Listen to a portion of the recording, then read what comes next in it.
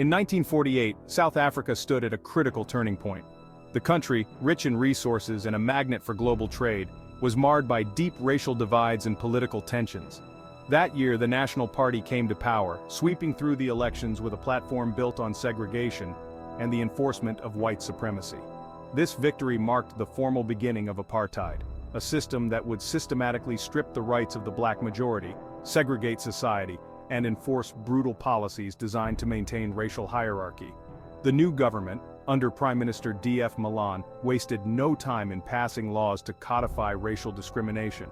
The Population Registration Act classified people by race, the Group Areas Act segregated residential areas, and the Immorality Act banned interracial relationships. These laws laid the foundation for decades of oppression, causing widespread unrest among the marginalized and dissent even within some white communities. 2 years before this seismic shift, in 1946, a boy was born into this world of rising tension. His name was André Stander, and he was destined to become one of the most notorious figures in South African criminal history. Raised in the heart of this divided society, the choices he would make would leave a mark on both sides of the law. André Stander was born on November 22, 1946, in Johannesburg, South Africa. He grew up in a strict household, as his father, Frans Stander, was a high-ranking officer in the South African police. This upbringing likely contributed to the pressure on André to follow in his father's footsteps, leading him to join the police force at a young age. Despite the discipline instilled in him, there were signs of André's rebellious nature early on. He was reportedly an intelligent and charismatic individual, but he also demonstrated a disdain for authority and a desire for excitement that couldn't be satisfied through traditional avenues. Stander pursued higher education and studied at a police academy where he excelled in his training. By his early 20s, he had begun his career in the South African police, showing promise as a detective. His colleagues and superiors saw him as a capable and efficient officer, particularly in the robbery and homicide unit in Johannesburg. However, it was during this period that his disdain for the apartheid regime and frustrations with life started to manifest, leading him down a path of lawlessness. In 1976, André Stander's double life as a police officer and bank robber began to take shape. At this time, he was a highly regarded detective in the Johannesburg police force, having built a reputation as a capable officer in the robbery and homicide division. However, 1976 was also a turbulent year in South Africa, marked by the Soweto Uprising, where protests against apartheid policies, particularly the enforcement of Afrikaans in schools, led to violent clashes with police. In June 16, 1976, he and his partner are assigned along with other officers to riot duty in the wake of the Soweto Uprising. In the chaos of one of the riots in Tembisa, Stander shoots a young unarmed protester, which deeply affects him and causes him to become disillusioned towards the apartheid system.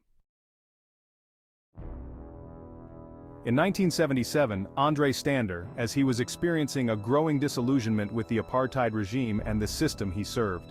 Stander, at the height of his police career, he made a decision that would turn him into one of South Africa's most notorious criminals. He would rob a bank. It all began with a simple robbery where he took a 2-hour flight from Johannesburg to Durban. During a period of leave, Stander walked into a bank, handed over a note demanding money, and casually left with the cash. No one suspected that the man behind the crime was a police officer, and Stander found a new thrill in the act, one that would quickly consume him. Over the next few years, from 1977 to 1979, Stander began robbing banks with increasing regularity. His deep knowledge of police procedures and his careful planning allowed him to remain undetected for some time. Often he would rob a bank during his lunch break, return to his office, and even be assigned to investigate his own crimes.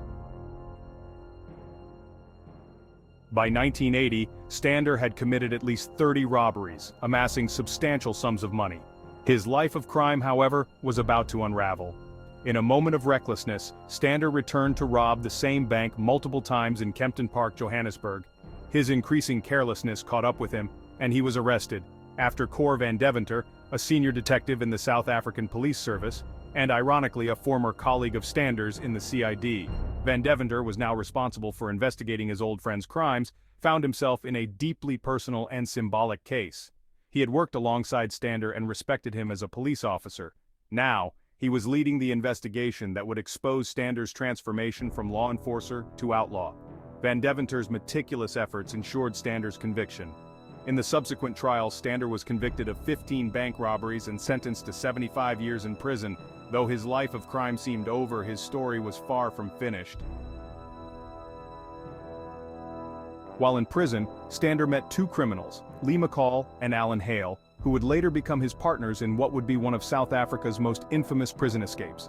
Together, they plotted their breakout, and on August 11, 1983, Stander and McCall stole a prison vehicle and drove out of Zonderwater prison.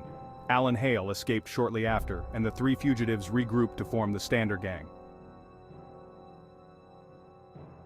Between August 1983 and January 1984, the Stander gang carried out a string of daring bank robberies, sometimes hitting multiple banks in a single day. They were meticulous, using disguises and stolen vehicles to stay ahead of the law.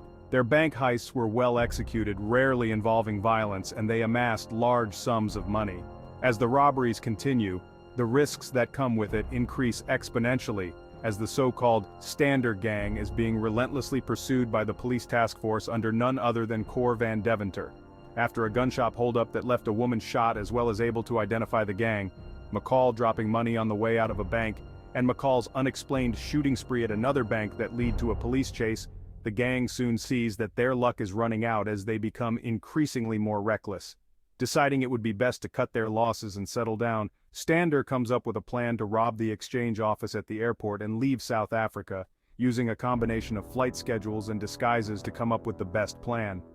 Hours before the robbery is to take place, Stander returns to Tembisa to make his final peace with the father of the protester he killed, and is instead slapped by the boy's father. The gang's luck ran out on January 30, 1984. Acting on a tip, police officers tracked down Lee McCall at a hideout in Houghton, Johannesburg. A fierce shootout ensued, and McCall was killed on the spot. The death of McCall sent shockwaves through the gang. Realizing that their operations were crumbling and the police were closing in, Stander decided to flee South Africa. He left for the United States, in the state of Florida, hoping to start over under a false identity. While Heyl fled to Greece, then England, then Spain, and eventually back to England. While Stander remained in the United States, international arrest warrants and all points bulletins were issued for his arrest. Trying to make the best of the situation, Stander created the false identity of an Australian author named Peter Harris and forged a driver's license. Afterwards, he visited a used car lot and purchased a 1973 Ford Mustang from a dealer named Anthony Tomasello. On the 10th of February 1984, police pulled Stander over while he was driving and arrested him for driving an unregistered vehicle. Being relatively unknown to the American authorities at that time, Stander presented his false ID to the police, who recognized it as a forgery and subsequently seized it, adding driver's license forgery to his list of offenses, but believed his story about his identity and released him. Once released on the same evening, Stander returned to the police impound lot where his seized Mustang was being kept, broke in, and stole the car.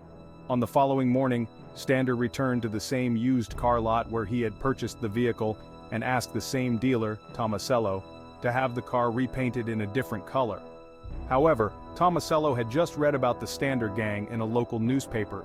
He told Stander that he would help him, got his information, and as soon as Stander had left, Tomasello called his lawyer.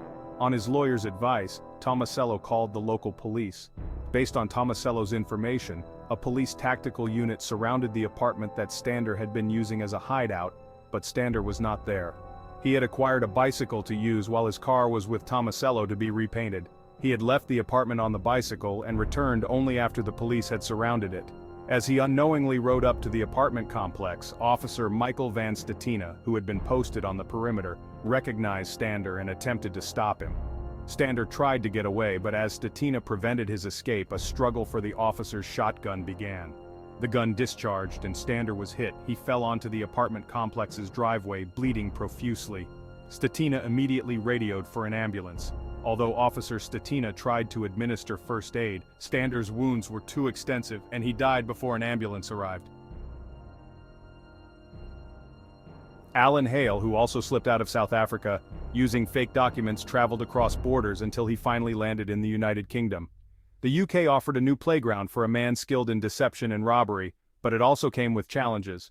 Life on the run was never easy, and while Heyl managed to keep his head low, he couldn't resist the lure of crime. To fund his new life, he began robbing banks once again, using the same audacious tactics that had made him notorious in South Africa. However, Heyl's confidence soon became his downfall. As his bank robbery spree continued, his criminal activities caught the attention of British law enforcement, who quickly realized they were dealing with more than just an average thief. International authorities had been circulating his name and face, and it didn't take long before Heyl's past caught up with him. In early 1985, British police tracked down Heyl. His attempts to evade capture came to an end in a quiet corner of England, where he was apprehended without the dramatic shootouts that had marked the end of André Stander's life in Florida. Heyl was arrested and extradition proceedings began almost immediately, with South Africa eager to see him back behind bars. By mid-1985, George Allan Heyl was shackled and escorted back to South Africa, his escape from the law now over. The fugitive, who had once been part of one of the most daring criminal gangs in the country, was now facing the reality of a long prison sentence. Upon his return, Heyl resumed his 25-year sentence in a South African prison, his days of heists and high-speed getaways firmly behind him. Allan Heyl was paroled in 2005 and became a motivational speaker until he died on April 17, 2020. In a negative way, I took the image of that little bank home with me that night. Yeah. And I started fantasizing about the possibility of me robbing the bank. Even though I knew it was very, very, very wrong, we come up with these justifications. You know, it's a form of sophistry. We justify what we know is wrong in such a way that it appears to be okay. And I came up with all sorts of justifications. I walked in one morning without a firearm. I used my finger tucked in behind my coat, and I ran away from the bank. And that's how the whole process starts. And also talk about how the events as narrated in this book are not so romanticized or perhaps exaggerated. Talk to us about some of the construed version that you've heard of and have seen. Oh my goodness, that in itself could be a contents of a book. Jeez. All the various myths and thumbsuck that has been taken as being fact. Like apparently André and I one day we robbed a bank and then we returned to the same bank apparently because we heard that the bank manager was bragging about the fact that we had missed the loot, which was in a box. I mean, you can ask yourself, if you've just robbed a bank and you return to it, what do you expect to find there waiting for you? Loads of police cars, and that's just one of the myths that's developed over the years. How did you meet Stander? I met him in prison. I subsequently ended up several years later with a second conviction, serving 15 years for having robbed 5 banks in Pretoria. Jeez. And by the time André arrived at the prison, I was already well advanced in my ideas and plans and strategy to escape from prison.